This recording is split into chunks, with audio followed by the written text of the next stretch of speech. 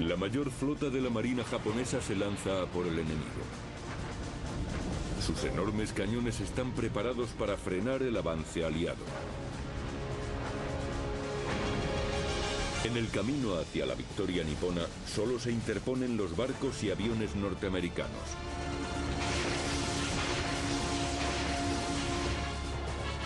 Las fuerzas estadounidenses se enfrentarán a la armada japonesa liderada por el legendario Yamato, el mayor acorazado de la historia.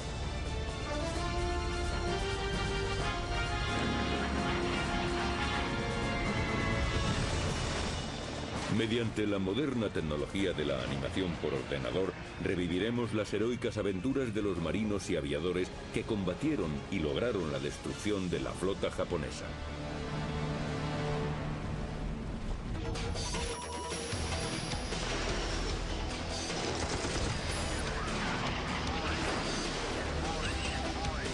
Combates aéreos. La destrucción de la flota japonesa. 24 de octubre de 1944. Los cazas y bombarderos de la tercera flota norteamericana vuelan en una misión decisiva: encontrar y destruir la fuerza central japonesa, la flota más poderosa de la Marina Imperial.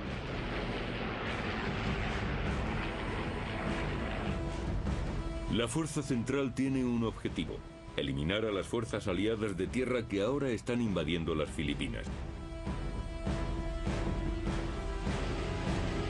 El teniente Nick Fellner, de 23 años, piloto de Hell Drive, descubre incrédulo a su presa sobre las aguas.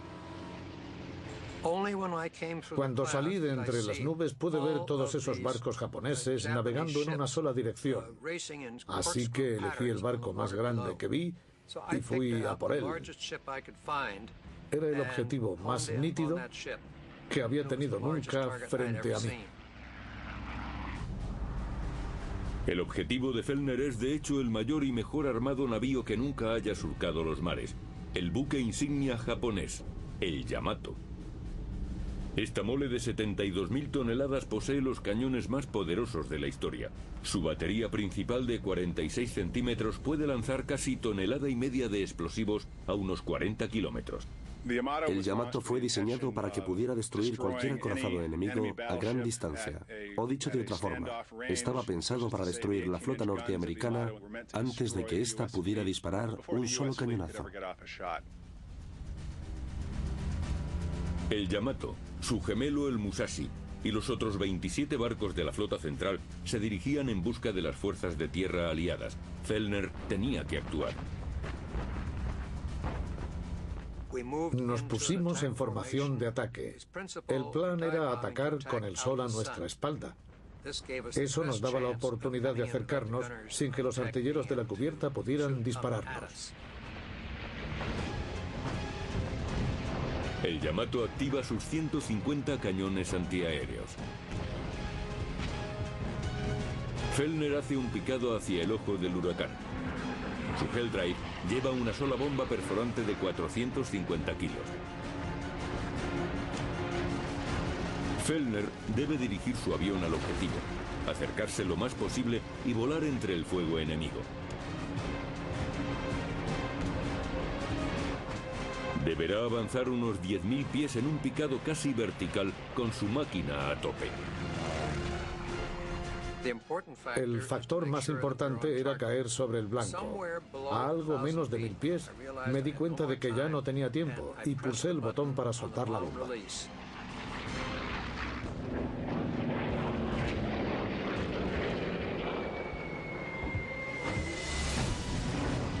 En el último instante, Fellner tira de la palanca ascendiendo en retirada a 9 Gs. Y mira hacia atrás, hacia su objetivo.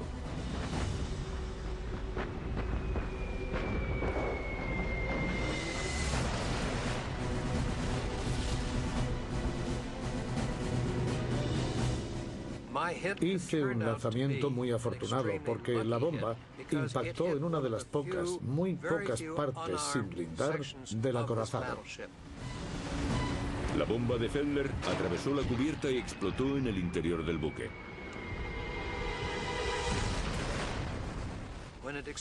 Al explotar por debajo de la línea de flotación, abrió dos enormes agujeros en el casco. Unas 3.000 toneladas métricas de agua inundaron la nave.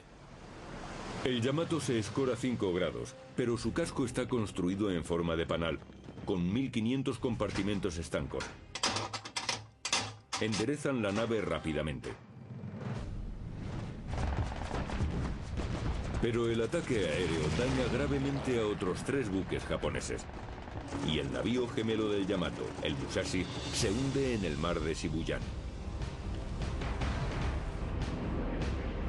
De los 259 aviones que han tomado parte en el ataque, solo 18 han sido derribados. El almirante Kurita, al mando de la Fuerza Central, ordena a sus barcos virar en redondo. Lo que parece ser una escaramuza de las fuerzas norteamericanas es en realidad el principio de una de las mayores batallas navales de la historia.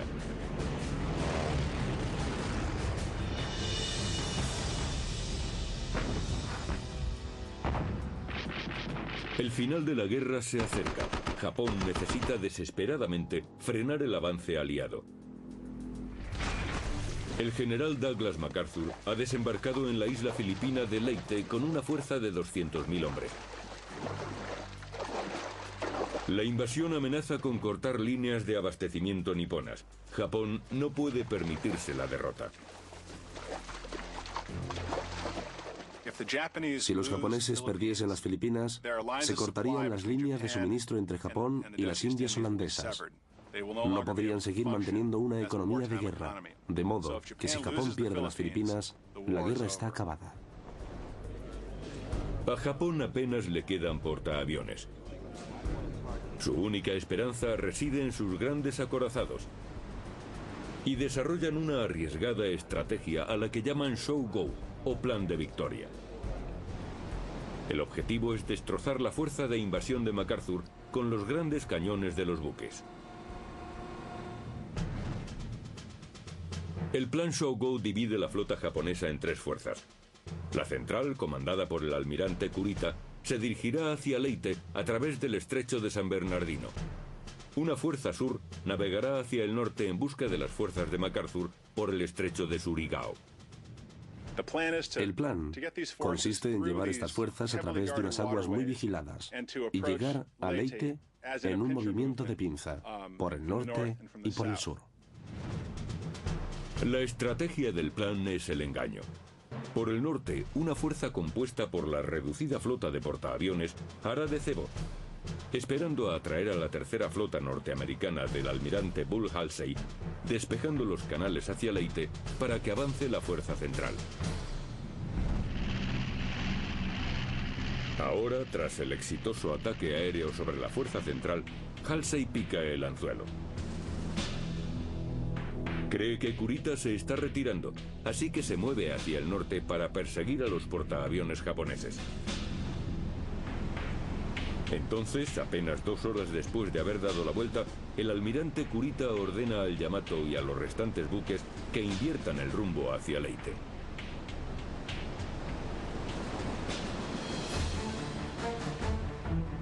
En la madrugada del 25 de octubre, aparecen frente a la costa de la isla filipina de Samar.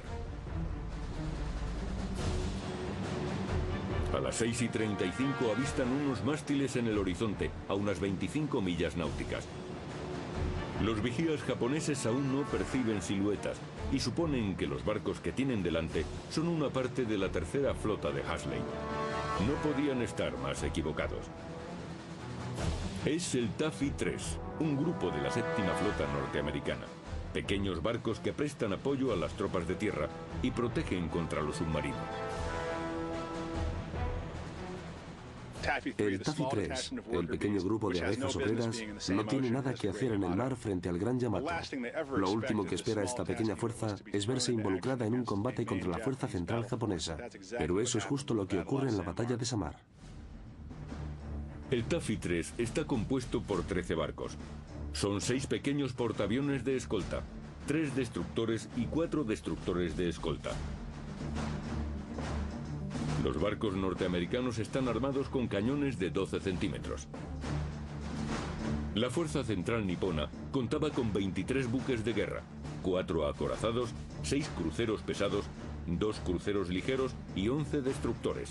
Solo el Yamato cuenta con 9 cañones de 46 centímetros y pesa lo mismo que todos los buques del Taffy 3 juntos. A bordo de los buques del Taffy 3, los hombres están relajados. Creen que la Fuerza Central ha abandonado la zona. De repente, en la pantalla del radar, aparece esta mole enorme. Me quedé sin palabras. Subí al puente y el capitán nos dijo: todo el mundo a sus puestos. Nos atacan.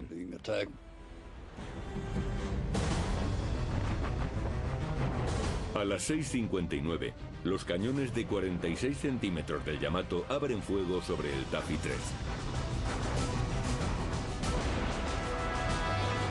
El escenario está listo para un combate muy descompensado.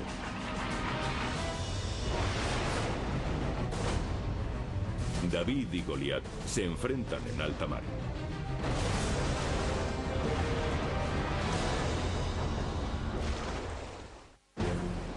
...25 de octubre de 1944...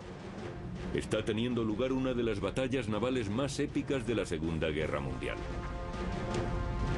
La Fuerza Central japonesa ha abierto fuego sobre Taffy 3, un grupo de pequeños buques norteamericanos. Los inmensos cañones del Yamato han entrado en acción.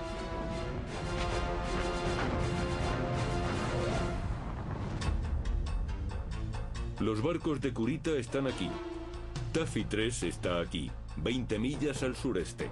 Son los únicos buques que protegen a los 200.000 soldados norteamericanos en las playas de Leyte. Takeo Kurita, el almirante japonés, cree que está atacando a la tercera flota del almirante Hasley y lanza sus barcos al combate.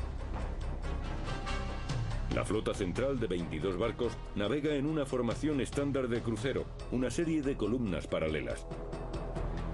Normalmente, cuando se avista al enemigo, los buques maniobran para formar una única línea de batalla. Se agrupan para apuntar todos los cañones hacia el enemigo. Pero Kurita está ansioso por atacar rápidamente a Hasley y en lugar de formar una poderosa columna de batalla, ordena un ataque general. Sus fuerzas permanecen divididas, una decisión que resultará errónea.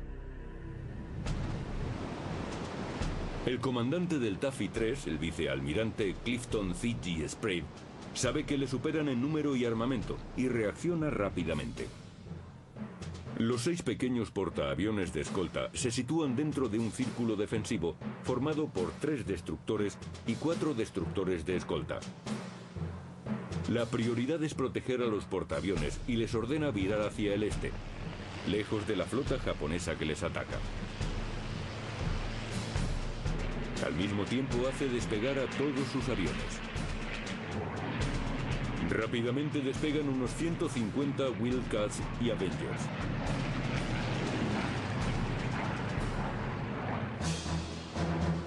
Los destructores y los destructores de escolta lanzan una pantalla de humo protectora. Usan botes de humo químico y añaden fuel directamente a sus chimeneas. Pero si bien esta maniobra oculta la retirada de los portaaviones, también expone a los destructores ante el enemigo. Estábamos en posición para proteger a nuestros portaaviones.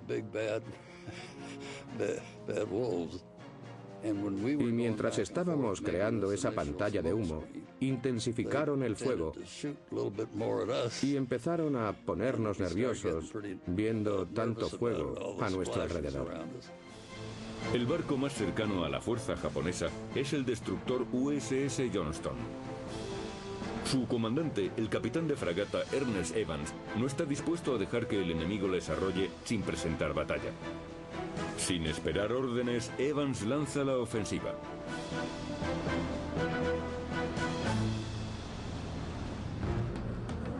En lo que parece una misión suicida, Evans ordena poner velocidad máxima y virar el timón a la derecha. El Johnston rompe la barrera defensiva y va directo a atacar al enemigo.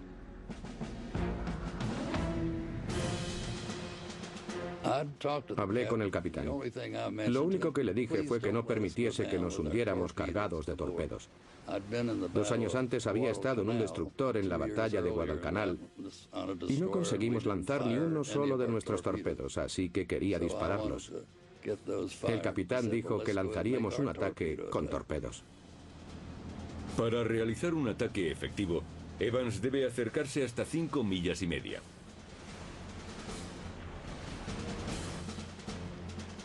Pero la artillería naval japonesa puede alcanzar 3 o 4 veces esa distancia. Una sola andanada del Yamato podría echar a pique al Johnston.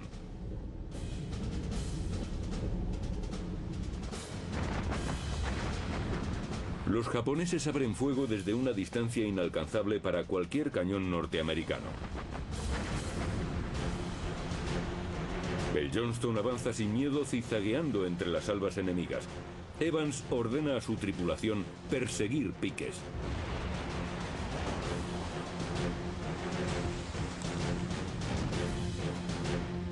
En esta táctica defensiva, el buque se dirige hacia las columnas de agua levantadas por el impacto de los proyectiles enemigos, suponiendo que los artilleros no dispararán 2 veces seguidas al mismo lugar. Nos lanzábamos directamente hacia allá, esperando que sus artilleros cambiasen los ajustes o la elevación de los cañones en el siguiente disparo. El Johnston se acerca a los barcos enemigos. Está a 10 millas, la distancia de ataque para sus cañones de 12 centímetros. A las 7:10 de la mañana, el Johnston abre fuego sobre el crucero pesado que va en cabeza, el Kumano. No creía que pudiéramos atravesar el blindaje de un crucero, pero podíamos dañarlo, inutilizar los cañones pequeños y cosas por el estilo.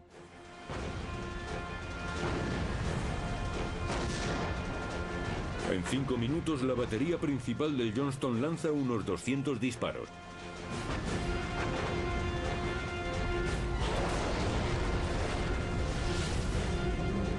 Los proyectiles de 24 kilos estallan sobre la cubierta del Kumano. El Johnston avanza hacia el buque enemigo. Sus torpedos están listos. El Johnston es un destructor de la clase Fletcher, diseñado para escoltar y proteger contra lanchas torpederas y submarinos. Al pesar solo 2.100 toneladas, a los destructores como el Johnston se les apoda latas por su falta de blindaje. El Kumano es 6 veces más grande que el Johnston. Mide casi como 2 campos de fútbol a lo largo y está blindado de proa a popa. El Johnston es ligeramente más rápido que el Kumano, pero el armamento de este es muy superior al del Johnston. La única esperanza del buque norteamericano es dirigir correctamente sus 10 torpedos explosivos modelo 15 alojados en los 2 tubos lanzatorpedos de la cubierta. El Johnston sigue adelante para situarse a la distancia adecuada. Sorprendentemente, los artilleros japoneses son incapaces de realizar un solo impacto. Los torpederos del Johnston apuntan. Deben calcular la velocidad del barco enemigo y el tiempo que tardarán los torpedos en llegar al objetivo.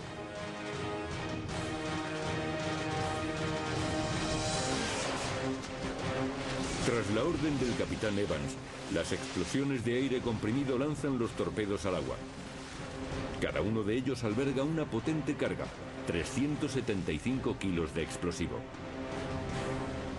Tras disparar, el Johnston maniobra bruscamente para alejarse. Sus torpedos navegan a una profundidad de 2 metros con una velocidad de 27 nudos hacia el objetivo. Se produce una violenta explosión. El Kumano ha sido alcanzado y dañado. Uno de los torpedos del Johnston había reventado la proa del Kumano y el barco tuvo que retirarse. Además, un segundo crucero, el Suzoya, también se retira para permanecer a su lado. Así que de buenas a primeras, gracias a la audacia del capitán Evans, 2 de los 6 cruceros pesados de los japoneses quedan fuera de combate en los primeros 10 minutos. Pero el triunfo del Johnston tiene su precio. Ahora se encuentra a 7 millas del acorazado Congo, una distancia óptima para el disparo.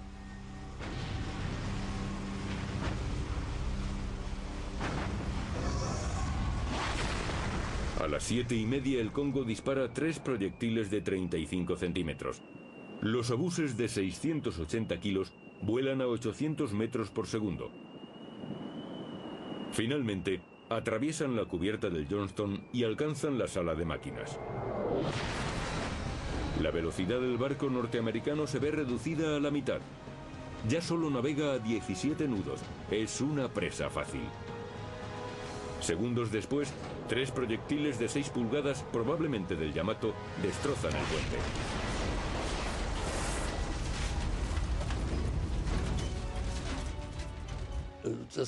Fue como si hubieran sacudido el barco. Nuestro mástil principal se partió en dos. Tras los impactos, yo estaba alerta a todo lo que ocurría y vi cómo el mástil se venía hacia abajo. Fue un caos absoluto. Los proyectiles japoneses paralizan las torretas de popa de 12 centímetros accionadas eléctricamente. Mi cañón estaba bajo el control del artillero jefe, pero cuando recibimos ese impacto, todo se bloqueó. Mis cascos, por los que recibía las órdenes, dejaron de funcionar. Perdimos la conexión eléctrica del cañón. Nos quedamos fuera de servicio. El puente está cubierto de sangre. El capitán Evans ha sufrido heridas graves, pero no cede el control de la nave.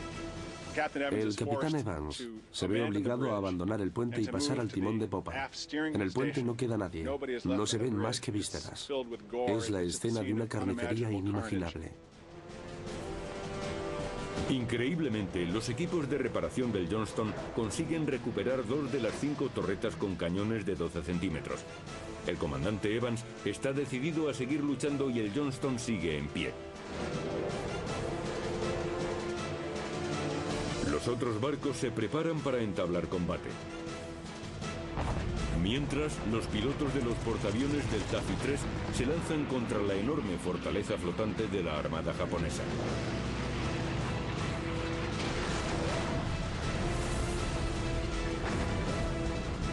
La batalla que comenzó siendo un enfrentamiento desigual es ahora un enfrentamiento abierto. 25 de octubre de 1944. Los diminutos aviones pertenecientes al Taffy 3 despegan en un intento desesperado por impedir que la fuerza central japonesa aniquile sus buques. Estos cazas y bombarderos están armados para ataques a tierra y misiones contra submarinos. Sus armas son virtualmente inútiles contra los grandes barcos japoneses. Muchos de ellos están armados con poco más que cargas de profundidad o ametralladoras. En algunos casos carecen por completo de armamento y se dedican a hostigar a los barcos de la fuerza central. Hacen cualquier cosa para impedir que los enormes buques nipones persigan y hundan a sus portaaviones a placer. El teniente Robbie vuela con una división de cazas FM-2 Wildcats provenientes del portaaviones de escolta Gambier Bay. El piloto de 24 años avanza a través de una tormenta de fuego antiaéreo. No estaba asustado, pasaba miedo después, no durante la acción. Robbie avanza desde 1200 pies, atacando a los destructores japoneses con sus ametralladoras de calibre 50. Apuntaba a los torpedos que transportaban las propias naves, porque si los hacía estallar, dejaría a los barcos fuera de combate. Muy pronto, los otros portaaviones de escolta Taffy 1 y 2, situados a 30 millas al sur, hacen despegar a sus Wildcats y Avengers.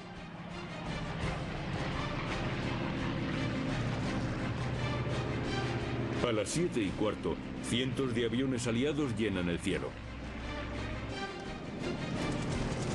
Sus esfuerzos obligan a los barcos japoneses a adoptar medidas defensivas.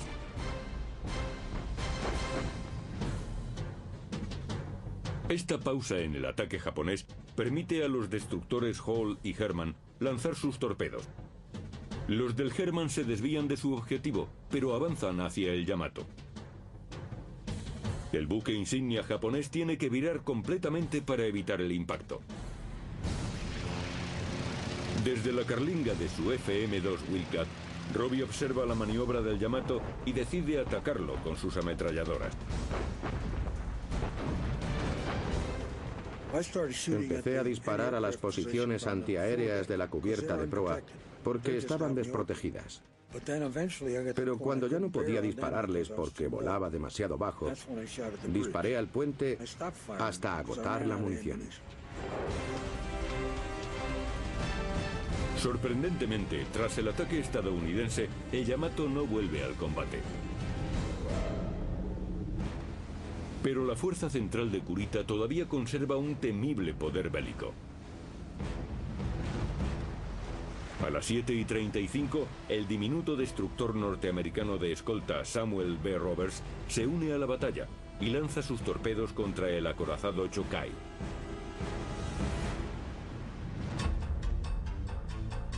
El Samuel B. Roberts es un destructor de escolta. Es más pequeño que los destructores propiamente dichos y está diseñado para la búsqueda de submarinos. Sus armas son 2 cañones de 12 centímetros y 3 torpedos modelo 15. El Chokai es casi el doble de largo, 10 veces más pesado y tiene un armamento muy superior al del Roberts.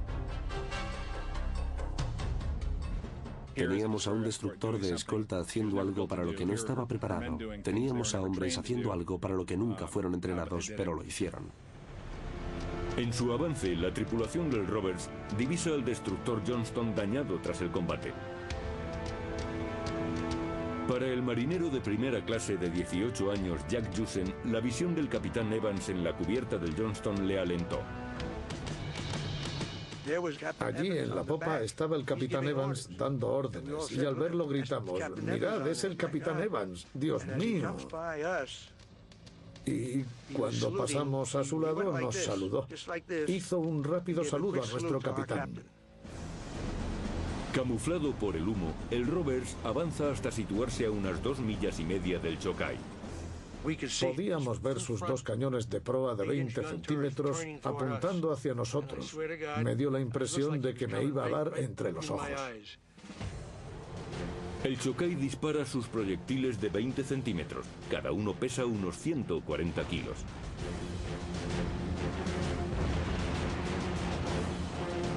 Pero el Roberts se ha acercado tanto que el crucero japonés no puede ajustar sus cañones y sus obuses se pasan de altura. El Roberts lanza entonces hacia el Chokai 3 torpedos modelo 15 de 7 metros de largo que consiguen un impacto directo en el crucero pesado. Teníamos 18 años. Gritábamos como si fuera un partido de béisbol. Entonces el Roberts ataca con las únicas armas que le quedan. Empezamos a dispararles con nuestros 2 cañones de 20 centímetros. Eso era todo lo que nos quedaba, pero estábamos dando en las partes superiores de esos cruceros. Un proyectil de 12 centímetros puede rebotar en el casco, así que nuestros artilleros apuntaban a las partes más vulnerables. Durante 60 minutos, el Roberts se bate en igualdad contra adversarios que son de 10 a 30 veces más grandes. Hacen más de 600 disparos con sus cañones de 12 centímetros. Pero a las 8:15,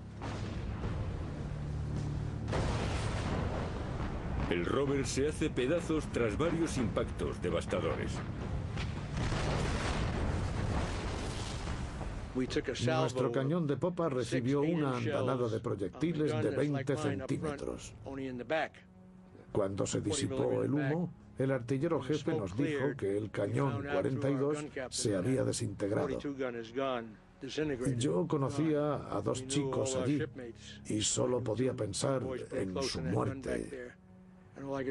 Fue entonces cuando entendimos el significado de la expresión luchar hasta el final.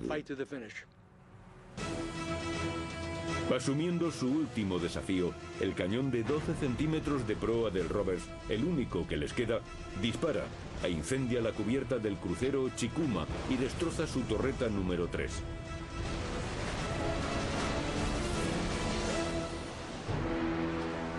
Momentos después, 3 proyectiles de 35 centímetros provenientes del acorazado Congo impactan en el Roberts, abriendo un agujero de 12 metros en el casco cerca de la línea de flotación.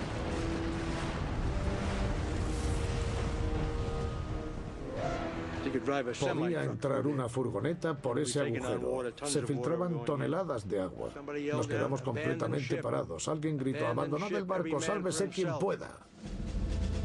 A las 9:35, Yusen y sus camaradas de a bordo abandonan el barco y rezan para que les rescaten. 30 minutos más tarde, el Samuel B. Roberts, que sería conocido como el destructor de escolta que luchó como un acorazado, se hunde bajo las olas. El buque arrastró consigo a 89 marineros. Las latas del Taffy 3 están sucumbiendo al poder de la flota japonesa.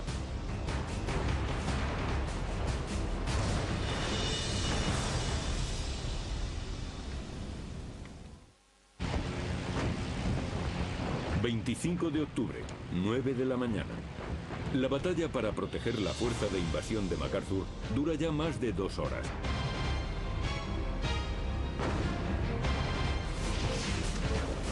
A pesar de los heroicos ataques norteamericanos con torpedos, los japoneses infligen graves daños a 3 de los pequeños portaaviones de escolta del Taffy 3. Ahora, el crucero ligero Yahagi lidera 4 destructores en un ataque de torpedos contra los navíos de cubierta plana. El único barco norteamericano que está en posición para hacerles frente es el maltrecho USS Johnston. El Johnston abre fuego con los pocos cañones de 12 centímetros que le quedan. Disparábamos cada vez que podíamos fijar un blanco y seguimos disparando mientras pudimos. El capitán Evans ordena al Johnston avanzar a toda máquina para cruzar la T de la columna japonesa. Cruzar la T es una táctica naval clásica en la que una nave cruza frente a un enemigo, de modo que aquella puede disparar con todos sus cañones, mientras que el enemigo solo puede hacerlo con su armamento frontal. Pero antes de que el Johnston pueda cruzar la T, inesperadamente, el Yahagi vira a estribor y los destructores le siguen. De repente empiezan a girar uno detrás de otro. Sabíamos que estaban preparando algo, tal vez un ataque con torpedos, pero su posición era tan inapropiada que teníamos muchas dudas. Los japoneses disparan sus torpedos.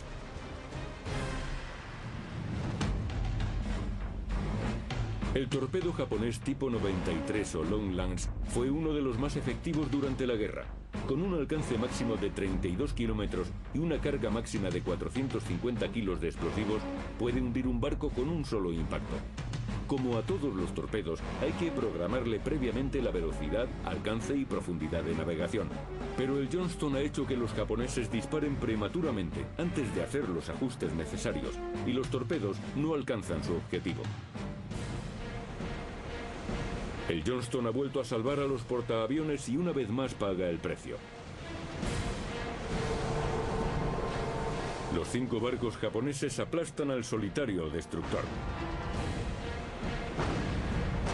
El Johnston dispara en un desesperado e inútil intento por demorar lo inevitable. A las 9:10, una descarga arrasa el barco. El momento determinante fue cuando reventaron el cañón 52, que está justo delante del puente, y mató prácticamente a todos los que estaban allí, e incendió las cajas de munición de los cañones del 12, levantando nubes de humo. Finalmente los motores del Johnston se paran. El barco queda inmóvil sobre el agua. Los destructores enemigos rodean al maltrecho barco disparando despiadadamente. El barco estaba recibiendo demasiados impactos. No podíamos tapar los agujeros con la suficiente rapidez y era imposible mantener el barco a flote. A las 9:45, tras casi 3 horas de combate, el capitán Evans da la orden de abandonar el barco. 25 minutos después, el Johnston se hunde bajo las olas. Se han perdido 186 miembros de su tripulación. Pero, sorprendentemente, el Johnston y Taffy 3 han logrado lo imposible.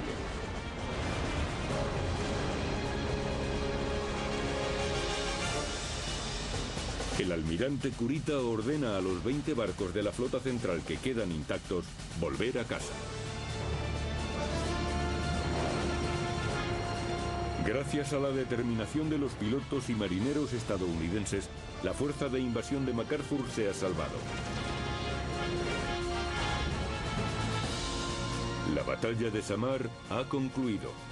David ha derrotado a Goliat. El almirante Sprague dijo que según él, la decisión del almirante Kurita de virar en redondo se debió a que había recibido demasiados daños para seguir adelante. Creo que probablemente empezó a sospechar que el plan So-Go no era viable. Su decisión fue un tanto extraña, pero teniendo en cuenta los factores, es comprensible. El éxito del Taffy 3 al conseguir que la flota central retroceda supone un gran sacrificio. 2 destructores, 2 portaaviones y un destructor de escolta han sido hundidos. Casi 1 millar de supervivientes de entre sus tripulaciones, incluyendo a Jack Jusen, Bob Hagen y Bob Hallenbaugh, pasan 70 horas en las aguas plagadas de tiburones antes de ser rescatados. Más de 1000 marineros y pilotos han muerto. Tras su heroico servicio, el Taffy 3 recibe una mención presidencial por su extraordinaria valentía en acción. El capitán Ernest Evans del Johnston abandona el barco con su tripulación, pero no se le volvería a ver. Se le otorga la medalla de honor a título póstumo. El poderoso Yamato no tendrá ningún honor. El acorazado más poderoso de la historia ha demostrado ser tan solo el elemento más llamativo del combate. En realidad, esa fue la única oportunidad que tuvo el Yamato de hacer lo que se esperaba de él: usar sus gigantescos cañones para vencer a la flota norteamericana en una batalla decisiva. Por eso, al dar la vuelta, Kurita, en cierto modo, traicionó al espíritu del Yamato. Tras la batalla de Samar, el Yamato volvió a Japón.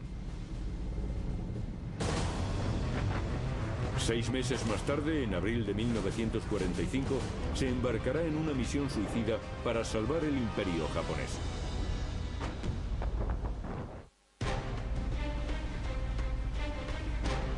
...6 de abril de 1945... la Marina Imperial lanza una última y desesperada ofensiva en el Pacífico... la Operación Tengo o Cielo 1. El plan Tengo es el equivalente naval de los kamikazes. Era una misión suicida, un viaje solo de ida, liderado por el Yamato, que saldría de la isla de Japón para atacar el fondeadero norteamericano en Okinawa. Si Japón perdía Okinawa, los Estados Unidos tendrían la base que necesitaban para atacar las islas principales del sur, de manera que este es un momento determinante. El Yamato y su escolta de 9 cruceros y destructores son descubiertos por submarinos estadounidenses al sur de la isla de Kyushu. Al día siguiente, 7 de abril, más de 300 aparatos despegan de portaaviones norteamericanos y se lanzan hacia un violento choque con la fuerza Tengo.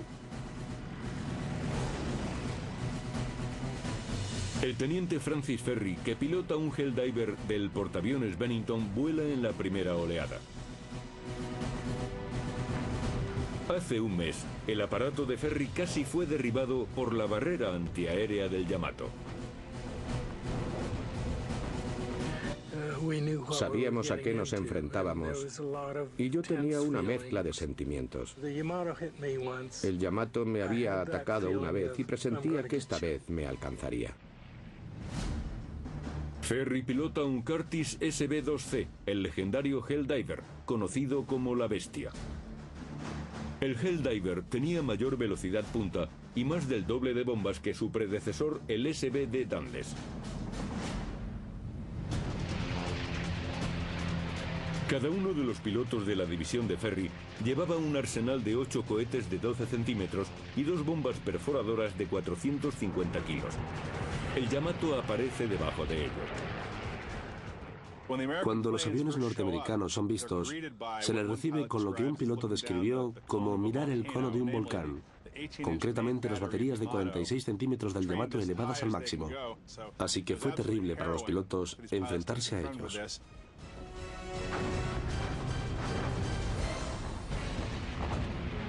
A las 12:20 del mediodía, Ferry pica desde 3.000 pies de altura apuntando al blanco. Usé mis cañones de 20 milímetros para ayudarme a apuntar porque llevaba trazadoras. Si las trazadoras iban rectas, sabía que estaba volando recto. Podía ver cómo las trazadoras iban directas al Yamato. Y solté mis 8 cohetes y las bombas de 450 kilos a la vez. Las bombas de Ferry impactan en la superestructura de popa del acorazado.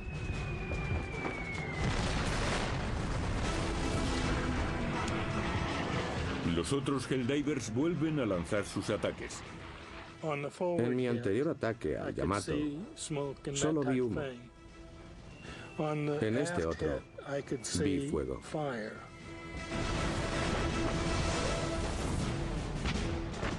Varios aviones caen víctimas del fuego antiaéreo. Pero sus ataques se llevan por delante la mayoría de los cañones antiaéreos del Yamato.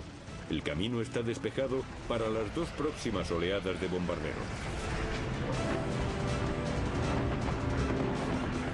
Los artilleros jefe nipones están fuera de combate.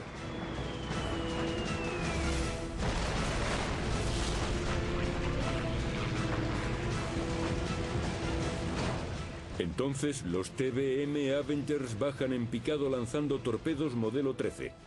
Estos torpedos aéreos se zambullen a una profundidad determinada y detonan con el impacto. Las cabezas de 270 kilos desgarran los compartimentos estancos de babor. El lado de babor se estaba inundando y el buque escoraba. Es muy difícil apuntar a un barco que ladea. Los japoneses intentan compensar inundando el lado de estribor, pero estas medidas solo le conceden al Yamato media hora de vida más. Pasadas las 2 de la tarde, los impactos de al menos 15 bombas y de numerosos torpedos han hecho del acorazado más poderoso de la historia una mole a la deriva. Se sienten 2 cosas. Por un lado, satisfacción por haber cumplido tu misión, pero también tristeza por bombardear una nave llena de chicos jóvenes. Es un pensamiento que me persigue todos los años. Cada 7 de abril se repite.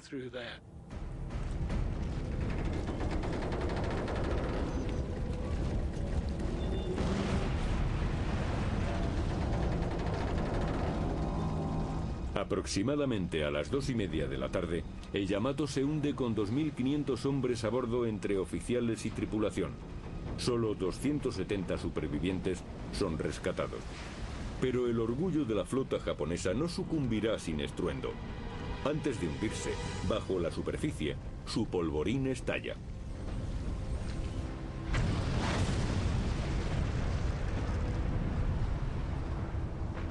El 7 de abril de 1945, los ataques aéreos no solo hunden al Yamato, sino también al crucero Yahagi y a los 4 destructores de la desventurada misión Tengo. De los más de 300 aviones norteamericanos involucrados en el ataque, solo se perdieron 10, junto a 12 pilotos. En junio de 1945, tras 2 meses de terribles combates, los aliados aseguran la posesión de Okinawa. Tras el fracaso de la misión Tengo, la flota japonesa, que aún estaba operativa, nunca saldría de nuevo a enfrentarse con el enemigo. El Yamato fue diseñado como la encarnación del poder y la gloria imperiales. Irónicamente, sus llamas se convirtieron en la pira funeraria de toda la armada japonesa.